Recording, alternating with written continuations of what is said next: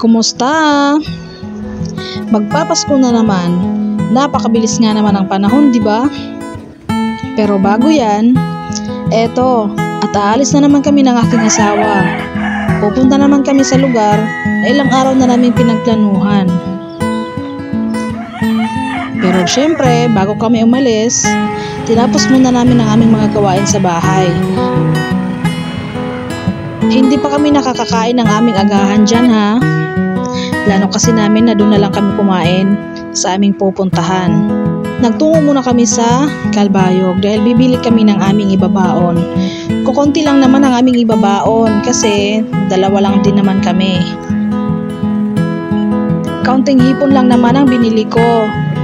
At sinamahan ko rin ng kaunting tahong. Ay, napakasarap nga naman ang talaba. Pero saka na yan, hipon at tahong lang muna. At syempre, para may gulay, bumili din kami ng kaunting talbos ng kamote. Tapos, sinamahan ko rin ng pakwan, di ba? Para naman mas refreshing yung feeling. Di ba? At pagkatapos namin makabili, ay dumiretso na kami sa barangay Cagulango. Doon din kasi yung location namin ngayon. Iba talaga. Siyempre, nadaanan din namin yung port ng Manginoo. At ayan, nandito na nga kami ngayon sa Barangay Cagulango. Ito yung lugar na aming gustong puntahan. Ano rin to? Beach din siya. Ayan, sa Aladya, Lias Cape. So, medyo pababa siya, di ba?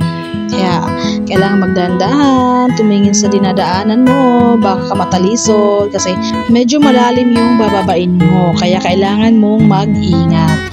At finally, narating na nga namin ang ibaba. At ito nga pala ang lugar. Napaka-peaceful, napaka-linis, at syempre napaka-presko, tamang-tama para sa aming dalawa. Kung kayo gusto nyo mag-unwind, gusto nyo magpunta sa matahimik na lugar, ito yung best place na i-recommend ko sa inyo. Syempre, yung asawa ko pa-relax-relax muna. Sana all! At eto ako, nag-ready na naman ako ng aming lulutuin. Kasi hindi pa kami nakapagkape pag alis namin sa bahay. Kaya ayan, nagpakulo muna ako ng tubig. At syempre, magkakape muna kami.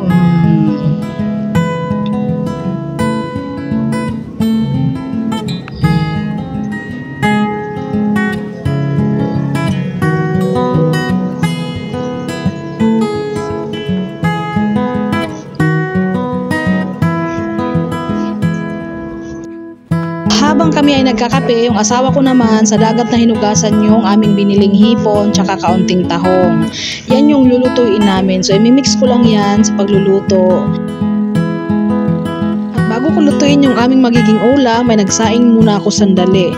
Syempre, habang hinihintay kong maluto ang aking sinaing, sinunod ko naman yung paghiwa ng mga sangkap para sa aking lulutuing tahong at yung hipon.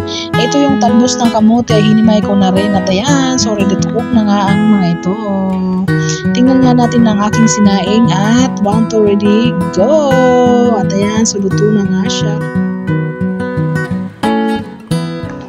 At ayan, so nagpahangin muna ako sandali bago ko lutuin yung aming ulam.